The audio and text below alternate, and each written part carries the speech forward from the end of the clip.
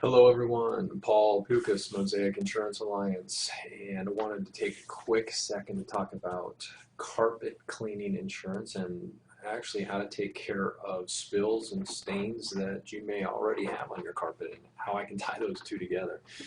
Because we administer the Washington State Carpet Cleaning Insurance Program, we do have some special knowledge, some insight into carpet cleaners, and we work with quite a few of them to know the best way to take care of your carpet if you have a spill.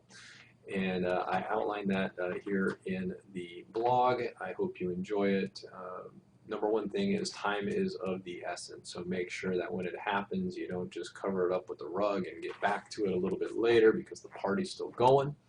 It's best to stop the party, put things on hold for a second, and take care of the carpet if you want to make sure that stain or that spill does not turn into a stain or a spot on your carpet. And you have to keep the rug there permanently, not the right plan. Anyway, I hope you enjoy the blog, and thank you very much. Bye.